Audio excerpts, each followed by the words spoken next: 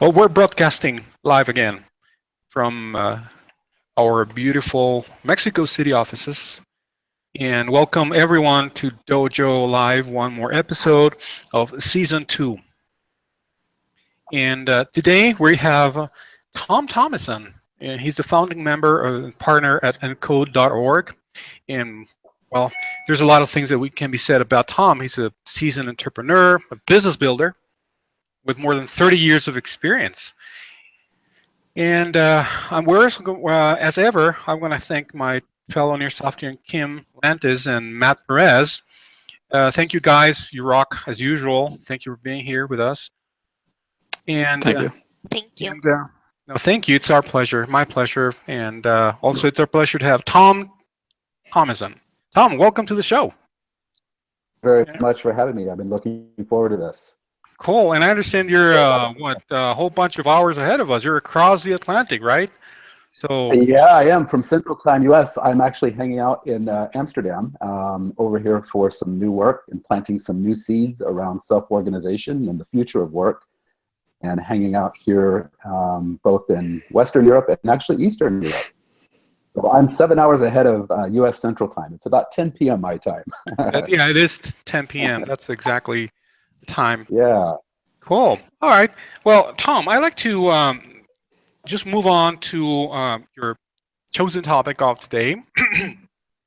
And I understand you're going to be talking to us about specifically, here it is, self-organizing beyond work, beyond the work. So, yes, in other words, yeah, pushing the boundaries of self-organization, right? Yeah, what a good entrepreneur should do, right? Push those boundaries. Well, what Nearsoft has been doing for a very long time, too. So maybe just by way of background, I got connected to you guys by meeting Matt Perez at a conference. He and I were on a panel talking about self-organization. And actually, I discovered that Nearsoft has been kind of pioneering, leading the self-organization movement for a very long time. Mm-hmm.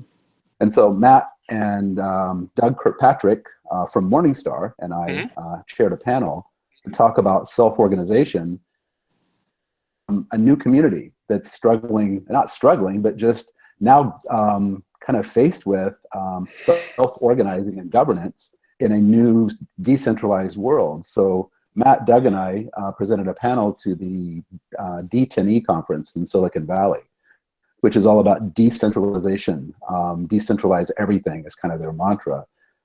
And it has its roots in decentralizing cryptocurrency and the blockchain work. So they're dealing with self-organization at a different level. And so Matt and Doug and I were talking from a more practice standpoint of what self-organization looks like in business. And so that's where I got to first meet Matt and learn about Nearsoft, and was really intrigued what you guys are doing in the realm of self-organization, because I've been living in that too for about a decade. In addition to being a founding member of encode.org, I'm also a co-founder of HolacracyOne. And so HolacracyOne is the organization that is bringing Holacracy to the world. And it's kind of become a gold standard for others to adopt, to institute or implement self-organizing principles in their organization. Star grew kind of their own out of a gut instinct that this was a better way to organize. And Nearsoft kind of did the same, and many others like Gore and Valve and a lot of those that have been written about. HolacracyOne did the same thing, but with an eye to make it portable, to make it accessible to everyone. So we started and launched the company in 2007 with the purpose to promote and extend this practice throughout the world so that others could adopt self-organizing principles in kind of a standardized way. So I've been living this for the last decade, living in a system without the classic management hierarchy, without central management and control, without bosses, where everybody gets to participate in the running and structuring of an organization. And it's been a fascinating experience. So at Holacracy, at HolacracyOne, we talk about the practice as self-organizing the work in pursuit of the organization's purpose. So I've been kind of living with self-organizing the work for a very long time, and I'm seeing some new opportunities. Ever the entrepreneur, there are new opportunities to take those very same self-organizing principles that you all are practicing at Nearsoft, and now hundreds of companies all over the world are practicing with Holacracy. Take those very same principles and upgrade a couple new systems, a couple systems that got left behind. Our legal system that support companies and corporate structures, partnerships, etc., and our people system. Upgrading those two systems too to incorporate the very same self-organizing principles. So that's some of the premise behind Encode.org, is to bring new awareness to our legal structures so that we can take advantage of the same principles we appreciate in our organizational work, and then do the very same with our people systems. So that's what I mean by pushing the boundaries of moving self-organization beyond just the work to account for things like investment, ownership, equity, showing up not as an employee. The funny little thing is, and you guys probably know this really well and have addressed it in your own way, when you get rid of the central authority figures, when you kind of get rid of the bosses, it begs the question, why do we need employees? Exactly, yes. So, and what are employees anyway in the 21st century, when we have so much independent action and independent agency in the world, and independent players in a self-organizing peer-to-peer economy? What is this employee thing anyway? So this is the work of Encode, is to upgrade these other systems. Yeah, I think when you talk about employees, it's something that for me, like I mentioned, I've only been part of Nearsoft for about 8 months now, and the idea of self-organization was very new to me, and my only experience up until this point has been Nearsoft. And for me, I think one of the questions is, it's easy for someone who isn't passionate or knowledgeable or haven't experienced something like that to perhaps confuse self-organization with self-employment, which is not necessarily, they're not synonymous. Right, yeah, they are different things. In fact, self-organization is kind of broadening in its definition. Self-organizing the work is one where we all get to participate in figuring out how to structure the company's work. We participate in the decision-making processes. We distribute leadership and authority and decision-making and structure. So that's self-organizing the work. And, you know, with the type of workers that are showing up in the world today, we're kind of self-organizing our own selves. We're deciding where we want to work, where we want to place our time, energy, and attention. And it's really purpose that is attracting us to lend our time, energy, and attention to organizations that we care about. So we kind of self-organize our lives, our work, how we earn a living, our careers. It's becoming more self-directed, more self-organized, more self-motivated for purpose. It's an interesting phenomenon that's kind of sweeping the world of work. And there's all kinds of communities around this, like responsive.org, the whole teal movement kind of popularized and launched by Frederick Laloux's book, Reinventing Organization.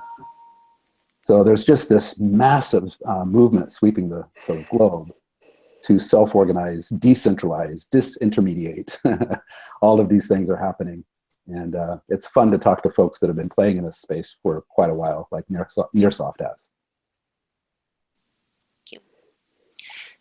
So I think a key word here too is organization.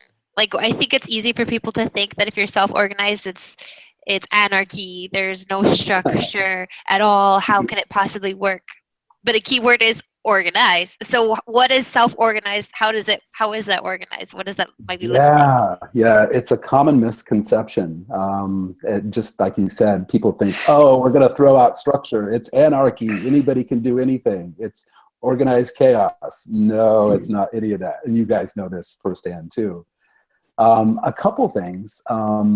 We actually at Encode and at HolacracyOne redefine what we think of as an organization. We actually bring a new definition to that into play.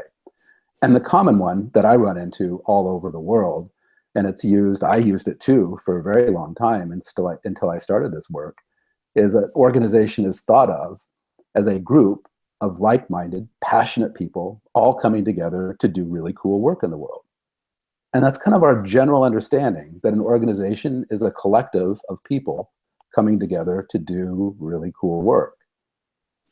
And when you introduce self-organization, it changes, especially when you put the focus not about the people, but the purpose.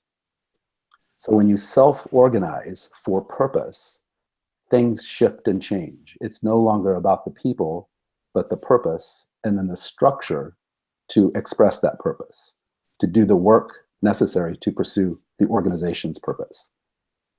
So with Holacracy at play, what we're actually doing is replacing one hierarchy with another. So we're swapping out the management hierarchy that we're used to, management control, direct reports, central authority figures, leading other people or directing or delegating to other people, teams, that kind of structure. We're completely replacing that with something new, a hierarchy of the work. So instead of a power hierarchy of the people, distributing authority person to person, delegating that, where sometimes it works well, other times it doesn't. It's very dependent on the leader and leadership, and it's very dependent on personal power holding and skill to distribute that. With Holacracy at play, we actually substitute that system for a new system, a clear rule set that distributes the authority, that allows everyone to participate in the distribution of that authority, but without the power hierarchy. So we have a new hierarchy, structure of the work. So it's really kind of cool. It's a big shift into the self-organization paradigm, mindset, as you care about the purpose and the structure. So work is synonymous with purpose? It is work in pursuit of purpose. So of course, work scales and unpacks at different levels of scale across different functions of the organization. You have work related to planning and strategy and finance and operations and management and marketing and all of that. But a self-organizing system takes all those components and structures it solely to express the purpose of the, not to serve a leader or a power holder, even a benevolent one, even a progressive one. It's to serve something else. So to your point, it is not chaos. It is not flat even. It's a very structured hierarchy. It's just a different one. So can we talk about purpose? I'm sorry, Matt, I interrupted you, but I think a really key element there is then purpose and how organizations, companies can determine that purpose and what that might look like. I mean, the immediate purpose that one might think of is the bottom line, right? Let's make money. But it has to go beyond that, does it not? It does indeed. In fact, finances is really just simply a measurement. It's a key performance indicator. Rarely is it a purpose. It's a health measure for sure, and you need to measure it for sure. But it is never or very rarely a purpose. So we spend a lot of time digging into and sensing organizational purpose and techniques to kind of sense into how to express the organization's purpose. And a metaphor that we use a lot, it's kind of like parenting. Anyone that has children knows that your child's purpose is actually different than your purpose. And so right out of the gate, it's easy to confuse a leader's purpose or the leadership team or the executives or the founders and think, well, it's just their purpose. No, that's actually not right. What we're looking for is the organization's purpose, separate again from the people, even the founders. And so what we're looking for is, what is the organization's work in the world? What would be missing if Nearsoft vanished? What is it contributing to the world that the world needs? And having a sense of that so that everybody is pursuing that purpose, that goodness into the world and helping to express that into the world. So that's the organization's purpose. And in a self-organizing system a la Holacracy, everything hangs on purpose. We say that we unpack towards purpose. We unpack the work and the structure towards purpose. So that is super, super important to really get a sense of the separateness, that it's the organization's purpose, not just our own projection of our purpose onto it. Yeah, what I was going to mention before is follow up to what you just said, Tom, that when I talk to people and they bring up the, oh, it's going to be chaos, Right. my response is, well, look, it's more structure. Running a self-organizing company requires more structure and more things to be explicit than in the other type of organization where the answer to everything is just ask the boss. Right? That's the only organization you need. Is what do we need to do? Ask the boss. What do we should think? Ask the boss. What should we wear? Ask the boss. Can we go to the bathroom? Ask the boss. Right. So that is so spot on. In fact, Holacracy has a constitution, a set of rules, a written down set of rules that becomes the law of the land for an organization to start practicing Holacracy. A person or a board or any individual that has the authority to do so must ratify the Constitution, the rule set. And it is very structured. It becomes the boss, Matt, to your point. So, and the cool thing is everybody participates in those rules, plays the game. So it's really kind of funny when you ask the boss, you're asking everyone to play by the rules, and the rules become the boss. The rules become how we determine how to decide.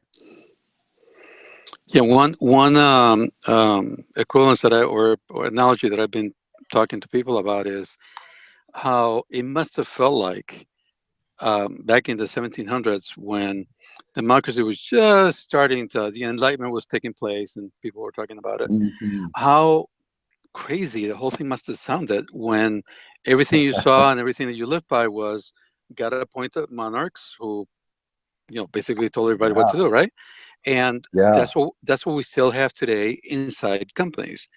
And it sounds just as crazy because we're not used to it, but that's really all that is.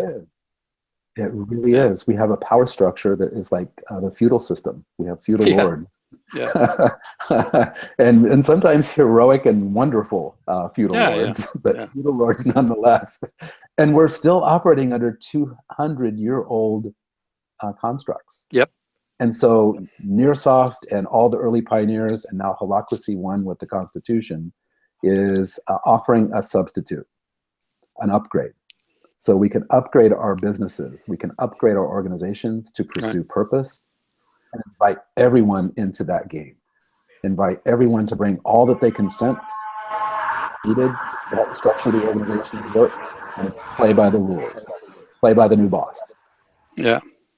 So this constitution you speak of, is that something that's developed for HolacracyOne as a company / organization, or is that a constitution that could be applied to all companies? It's for all companies. In fact, HolacracyOne is the organization that is making that available as a portable, open source document. So it is in its 4th going on 5th version. So it is an alive, organic document that is taking the best of our experiences in self-organization and distilling those down into a cohesive rule set that can be adopted by anyone. And so now there are hundreds of companies all over the world, different geographic locations, different cultures, different industries that are all now practicing a self-organizing system a la Holacracy. So there are many, many tens of thousands of people now running this way. And so it's designed to be a portable system, able to be adopted by any organization that wants to swap out the management hierarchy. And where might we get our hands on that said constitution? Yeah, so at holacracy.org, the website, you can go there, and there's just tons of tools there to download. So you can download the Constitution and all kinds of support materials, and there's just tons of blog posts and other articles talking about self-organization a la Holacracy. And, it's in the last couple years, it's gotten a lot of attention because some fairly well-recognized companies have decided to adopt this practice, this particular flavor of self-organization. And now the broader business community and the business media and the business world is picking up on that. So there's a lot of articles to go read and to get different perspectives on that practice. Great, thank you. And you guys have a book too, right? Yeah, my co-founder of HolacracyOne and the earliest pioneer of this practice in his software company is the author of the Holacracy book. You can find that on Amazon. It tells kind of the Holacracy origin story and very detailed on the mechanics of how this rule set works. And then lots of stories on organizations that have been practicing this and their experience doing so. So you can find the Holacracy book out on Amazon or other booksellers. Tom, I'd like to, if I may, I'd like to interrupt real quick for a couple of seconds. I'd like to remind the audience that you can send us your questions for Tom just by simply sending a tweet. Here's our address right here, our handle at DojoLIVE. So right here, DojoLIVE, simply go there and send us your questions. And I'll be happy to read them back to Tom, and we can be all happily ever after. Okay, Tom, I have my own set of questions. So yeah, sure.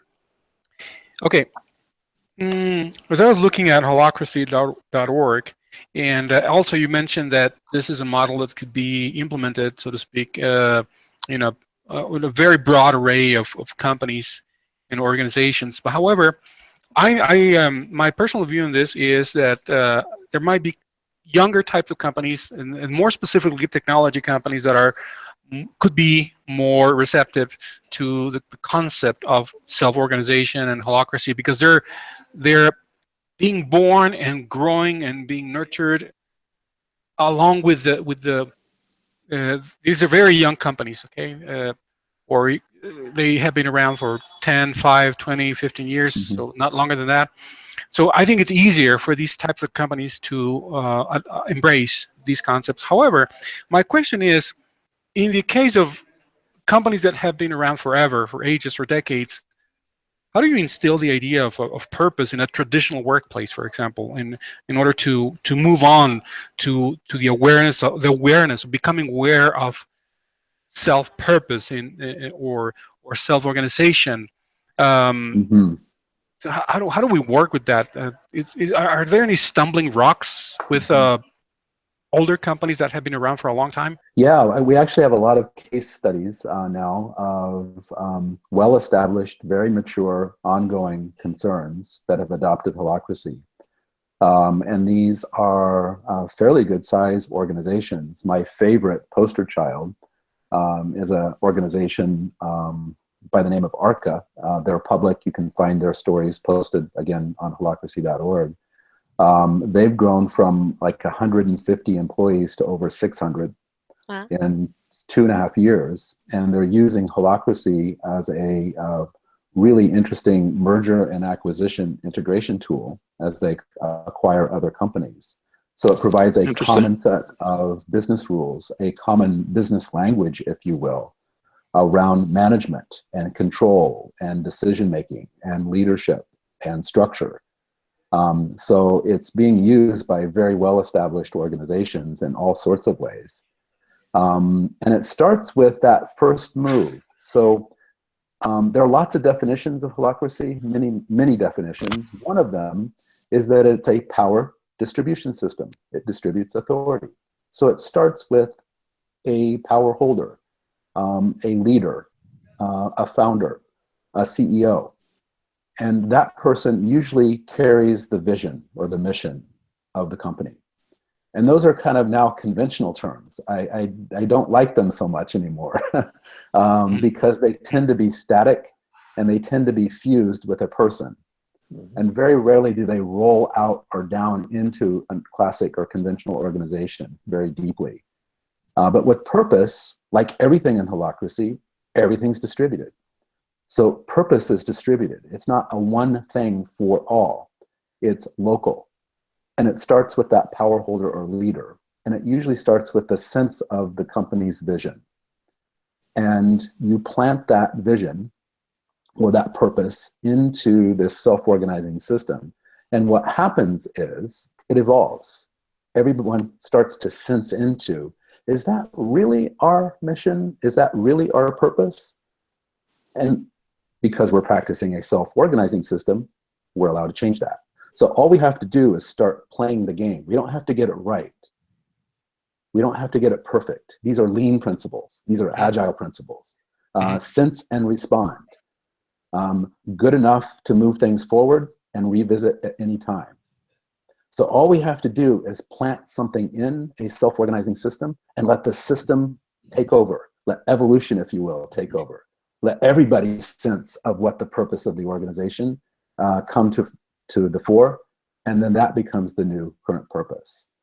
So we're no longer relying on a single person to hold that purpose. We're distributing that too in a self-organizing system. So in one way, it's super important. In another way, when you're starting, it almost doesn't matter. It's really kind of a weird paradox. All you need to do is start playing the game. Can you give us some examples of purposes of well-established companies? You know, like what did they get behind? Like, yeah, so and they evolve. So it's interesting, Carlos, to your point, there's young organizations and there's a young sense of an organization's purpose, and there's more mature senses of that, and they change. So for example, with HolacracyOne, when Brian and I founded the company 2007, it was just like any other startup, right? We didn't know. What do you know when you have a startup, right? So its purpose, we articulated it as to promote and extend this practice of holacracy. Wasn't super sexy. It was very practical, kind of pragmatic. And that was enough to get us started. And as we did the work, it didn't come from our mind or a projection or a prediction or future think, but from actually doing the work, we realized that, oh, you know, it's broader than that. It's actually about making this distinction that the organization is a structure pursuing its purpose and not about the people. So we then begin to articulate the purpose as liberating the soul of organization. It's like, yeah, it's making that separation, that distinction. And that worked for a few years. And then we realized, you know what? It's really about exquisitely organizing for purpose. And so the purpose of HolacracyOne shifted and morphed actually 4 times in its almost 10-year history. And I noticed that with most organizations practicing a self-organizing system, everything's in flow, everything's fluid, everything's agile, including purpose. So it shifts with time, and it is reflective of the organization's work. So that's kind of how I've seen it unfold. I like that idea of purpose being dynamic, because that's what progress is, right? Like it can't stay exactly. the way it can't be what it is forever, or else it's not progress. Yeah, absolutely. So we want things to be in motion and in flow.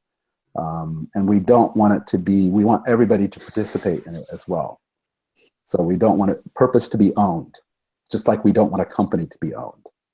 And this is what Encode is working on now. So HolacracyOne has done a lot of work to help self-organize around the work of the organization.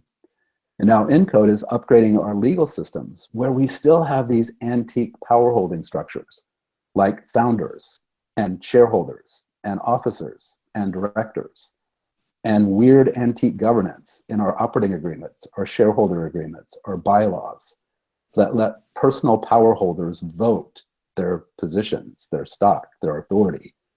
And so we're upgrading the legal system to be for purpose too. And this is fascinating. So this makes a huge shift away from what we typically think of as either a for-profit company or a not-for-profit company, or an NGO. When you shift to these self-organizing principles in the legal structure, you get something brand new. Legally, a for-purpose company. Is Things that in the legal? I'm sorry. Is that structure also available and freely visible? That structure is just coming visible. So Okay. this is the work of Encode that was launched, and Encode launched earlier this year. So we now have legally valid operating agreements in a few jurisdictions around the world. In the States, we have used the limited liability company as a leaping off point, and we've made major modifications. And in that legal agreement, the same self-organizing principles that we just talked about. And we've done the same thing in Europe, in Austria, and we're working to do the same thing in the Netherlands. Here, well, one of the reasons I'm in Amsterdam is working, and then we're working with attorneys all over the world to create new legal structures that allow for for-purpose corporations, for-purpose partnerships to come into play. This gets rid of all the personal power holding, just like we've gotten used to having no personal power holding in our self-organizing entities expressing the work. Now we have the very same thing in our legal structure. And this changes the game once again. So how does that compare to the LLP or LLC? I mean, the LLC is still very hierarchical, if you will, but the LLP I thought was more do-it-yourself kind of an agreement. Is that what you're using? Is that in the U.S.? Yeah, in the U.S., we're using the limited liability company base template. And we picked a couple states, Nevada being the most flexible to make the type of changes we needed to make that would still be valid in the state of Nevada, and then through reciprocity, valid throughout the US and then elsewhere. So we take the LLC base template and we make the changes, and those changes are shifting the fiduciary for purpose and making the reason the company was founded to pursue its own purpose. And we make it so that every single person is able to be a legal member of the company and have an investment stake in the company. And the investment stakes scale. So not everybody wants or is able to have long-term equity. That's fine. Most everybody would like to write some of the profits, though, because we all expect to get paid. And we have a few other financial investment vehicles. Everyone to show up as a legal member and have an investment stake, a stake in the game legally. And so this puts self-organization now in ownership, in the legal structure, where you're no longer an employee, but you're actually a legal member of the company, and that company is for a purpose too. And you have the opportunity to have an investment stake, capital appreciation, the long-term value appreciation of the company, and a right for profit distributions to give you a salary equivalent, and some other holdings as well. So this really levels the playing field, changes things dramatically in the company's legal structure. What about quote unquote fiduciary responsibility? So in the case, you know, if we got sued tomorrow, then my partner and I, as officers of the company, could be sued on certain conditions, blah blah blah. So how does that work in this model? We still want limited liability, and we get that. So we want the protection of a corporate structure, and we get that. And we don't any longer have a board or officers. We have something in its stead. So we have distributed governance. So just like we have Holacracy's governance system to make organizational decisions about the work, very same governance decision to make decisions about the investment structures, the capital structures, the partnership structures. And so we've kind of upgraded now the company's legal documents to use the very same governance system, a very robust and mature one that's been out for a decade, make the decisions of the company as well. So everything is distributed. We have a limited liability, and all the partners participate in the running and structuring of the company. Very interesting. Okay. Tom, for me, the idea, the concept of finding purpose, it has to do, or it's closely related to expressing one's full potential. But because of our, sometimes, and I'm speaking generically, a lot of people might experience or have the feeling of, what does this have to do with me? Because of our own bias, because we might be hardwired. And how would you say that, or what would you suggest that we could do if we are indeed hardwired or biased in a way that it's preventing us from aligning ourselves with our inner purpose along with that of the company? That's a wonderful question. It really points to the other work of ENCODE, is to create our container, the collective of people that come together that care about the purpose. And so we want to be purpose aligned. And the interesting thing, Carlos, to your question, it now is an alignment of personal purpose with the organization's purpose. And because we have greater clarity, we know that the organization to express its purpose, it doesn't have weird power overlays.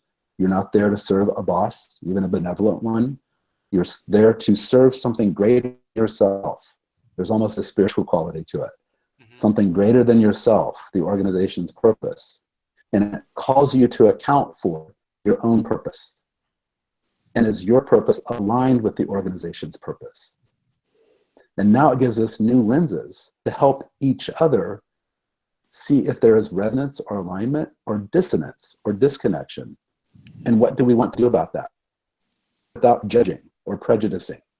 It honors each person as they are. Everyone comes to their work for different reasons. Some are really passionate about software development. That's really cool.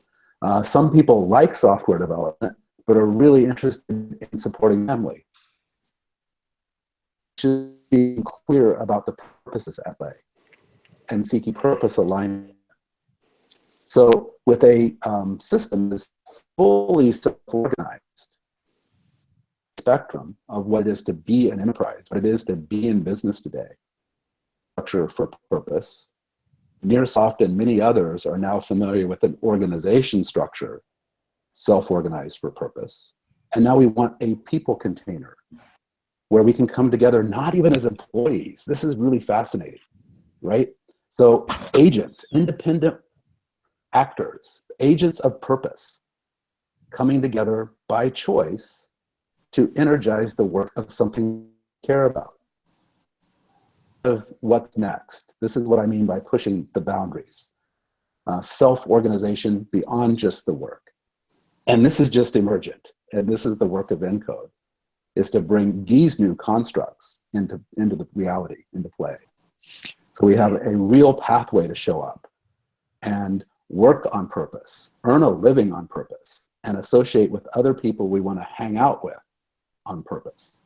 So purpose rules. Purpose rules. And I think that's a really good indicator. Like I can think of like the purpose at Nearsoft, like you mentioned, you come to work perhaps for different purposes, different reasons, with one main reason in mind. Right? But it really does feel like, it sounds cliche, maybe when you first walk in the doors, like we're a family. We even call ourselves a tribe, or tribe members, family members. And really it is like that, because you find a group of people that you find organically, that you end up living together even outside of the building of the Monday to Friday 9 to 5 or whatever. Well, we don't have a 9 to 5. We get to choose our own work hours. Right. Part of self-organizing. Yeah. But like it's really interesting to see that dynamic, that naturally you begin moving together even beyond you know, your job. And I think that's really cool. Yeah. And I guess the question is to you, come back, like, is it a chicken or the egg? Like, which comes first? Like, part of what Nearsoft really focuses on is the hiring process, right? It's a very drawn out process, and it's very important because we want to make sure that we're bringing people into our family, into our team, that are already going to be oriented, naturally inclined toward that purpose. So is that something that you also counsel, that people in a self-organizing organization? Yes. So just like Nearsoft, I mean, early pioneers, you guys, you're already playing this game and you're already looking at those key components, recruiting around fit for family, fit for tribe. It's self-organizing businesses that are able to look at those different lenses now when we're self-organizing around purpose, we want to have a lens for, or a look at the fitness for the fitness as a container or collective of purpose agents of the family, of the tribe.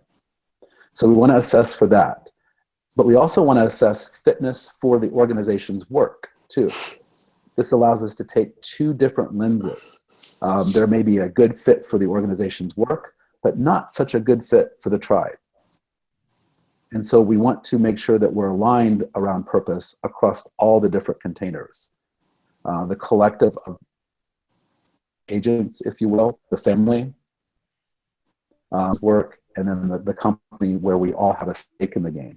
We want purpose alignment around all of those. And so it does change the way we think about recruiting and onboarding and searching, not just for employees, but for members of the family, right? And partners, partners that care about the purpose. So it ups the game a bit, I think, when we start looking at recruiting, especially because, Kim, you mentioned that there's now a blurring or a blending. It's no longer cut and dry. You have your work life and your professional life and your family life.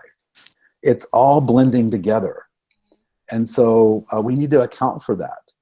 And we want a container of the people that has a clear set of rules that allow us to take care of our family needs and our personal needs and downtime and rejuvenation time and all of that in different ways. And I think another cool blur is when it goes to the client side as well, which Matt and Carlos will really be able to talk about, like not only who you choose, who you want to be part of your team in the sense of earning matters, but who you want to work with as a client, because that also starts, I think, to merge, and those clients have purpose. I couldn't agree more. Yeah, I think it does. Purpose drives who wants to consume your services, right? And who you want to sell your services to. It aligns everything. Yeah. Yeah, we fired a couple of clients in our history. Yeah. So yeah. It's an awesome business. I think every healthy business like that.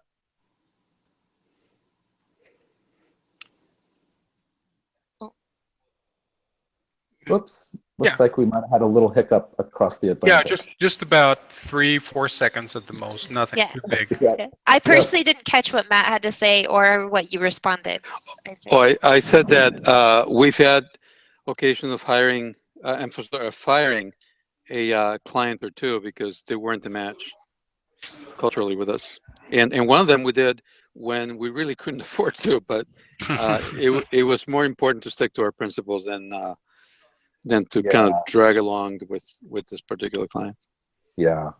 That makes a lot of sense too.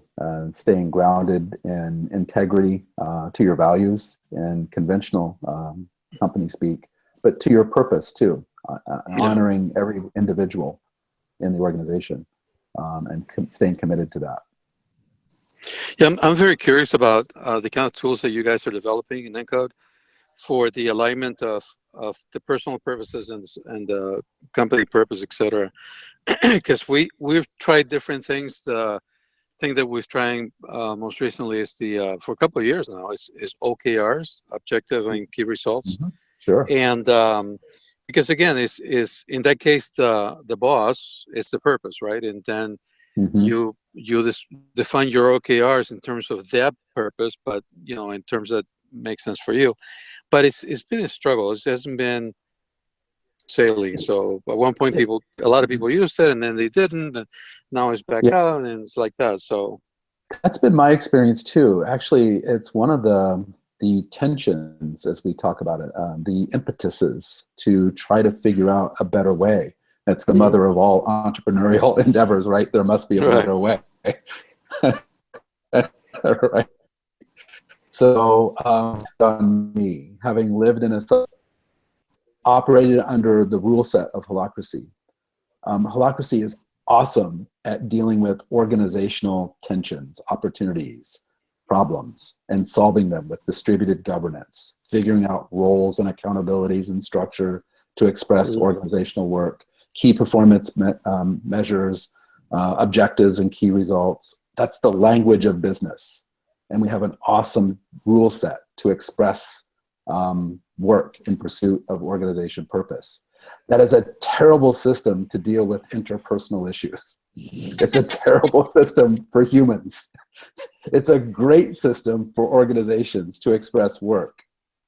And so what ENCODE is doing is looking at, oh, we just need a different container for us humans and a new rule set. And a rule set that is more conducive to how we like to hang out. And now we get to do so because we have a trusted organizational system. We know we can enter and do work, self-organize the work, way cool. Now we get a trusted set of rules that is more suited for how humans want to interact and what to do when we have a conflict, because we're human and we always have conflicts. So what do you do when you have a technical rules? And how can you help each other grow and see different perspectives, understand yourself and other better in that container? And so this is what ENCODE is doing, is creating a rule set, an agreement, if you will, a way of operating in the people container. And now we can talk about it as the people container or the agents of purpose container, or however you want to think about it, not as an employee. But really, it's different. It's like Kim and Carlos and Matt and Tom hanging out because we care about Nearsoft's purpose. Over in Nearsoft's operating system to express Nearsoft work, but we hang out in this other container because it's good for us to spar with one another, challenge one another, mentor one another, hone each other's edges in a new container. So this is part of the work of ENCODE. And I think it's part of the new world of work phenomena that people are talking about. And the realization that conflict isn't necessarily a bad thing. It can even be healthy and necessary because it goes on that idea of progressive, right? You need to change. And in an environment like this, I think conflict can even be more conducive to that because everybody has a voice. Everybody is free to opinionate, not only free, but encouraged to do so. High five. Yes. Yeah, that is exactly what we experience. That's what's exciting about it. It is. And I think it's organizations like Nearsoft and HolacracyOne and ENCODE and hundreds now of other organizations that are kind of ready for this. We've got a trusted system to express organizational work. Cool, check. What about us people? And then what about the legal structure that is still in the 17th or 18th century? We need to upgrade that. Which is a really, really cool point. I had never even dawned on me, really, the legal side, and it's valid. Yeah, I talk to a lot of entrepreneurs, and it's almost with tears in their eyes. It's like we want to start a company, and all we have is this legal LLC agreement or C Corp.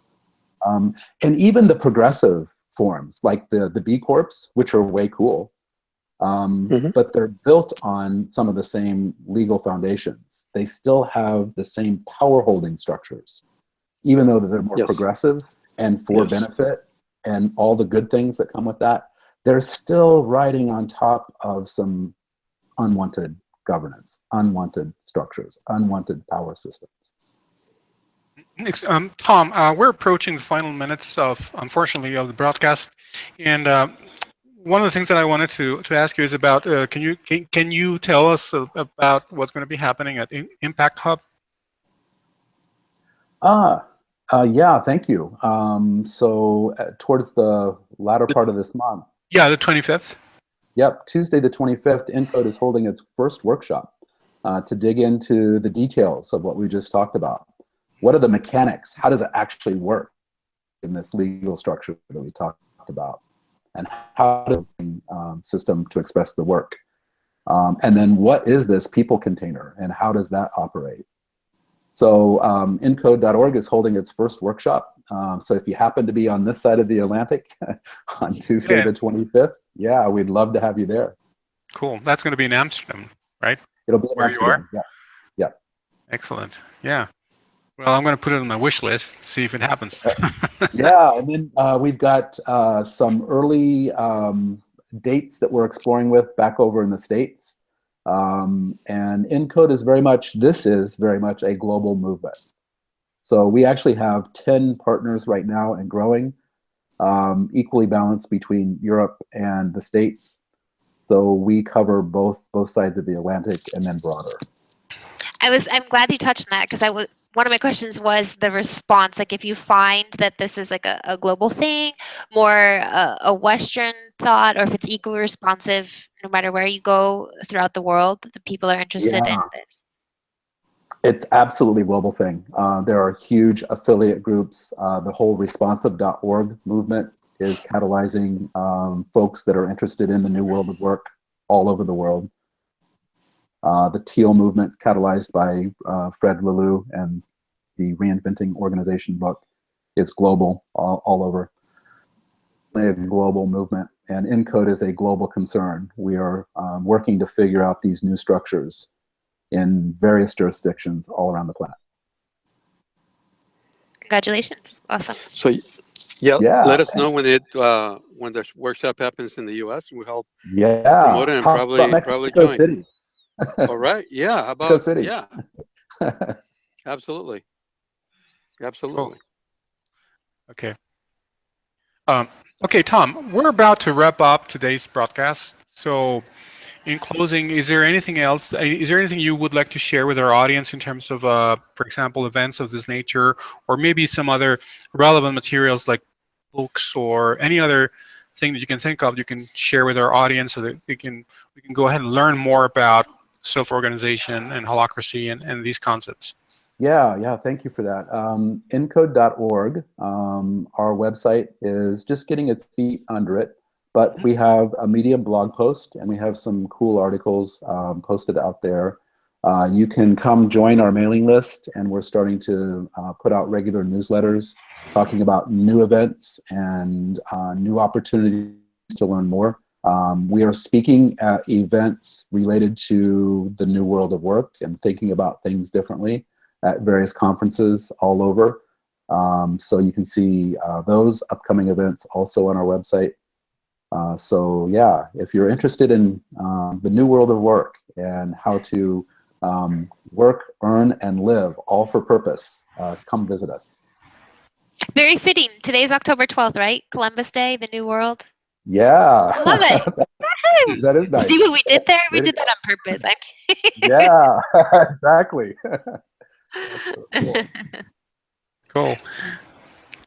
Okay, so I guess we're going to be getting ready to, as you clearly state in Encode.org's website, we're ready to continue the journey, right? That's right. Exactly. Cool. So, well, Tom, on behalf of myself and also my fellow Nearsoftians, Kim and Matt, thank you for having agreed to be here with us today. We're going to be in touch, I'm sure. And like I said, if there's anything else, if I ask you to please leave our audience with some final words of wisdom, please do so, and we'll be more than grateful. Yeah, thank you very much, Matt, for making this happen. Carlos, Kim, for the great interaction. This has been a fun hour for me. And you guys have led the way with self-organization along with the early pioneers. And so kudos to you, hats off to you for doing that early work. And I just couldn't be more excited about what's happening in the world of work. And I think it bodes well for our planet and what's next. So all good. Thank you. Our pleasure. Thank you, Tom. Thank you. Thank you all. You have a great day, and I'll see you next time in our next... oh, by the way, next week we're going to have Doug Kirkpatrick also. Oh, yes. Awesome. Yeah, that's great. Very good. So if you can help us get the word out, just share the link, please, by all means. All right.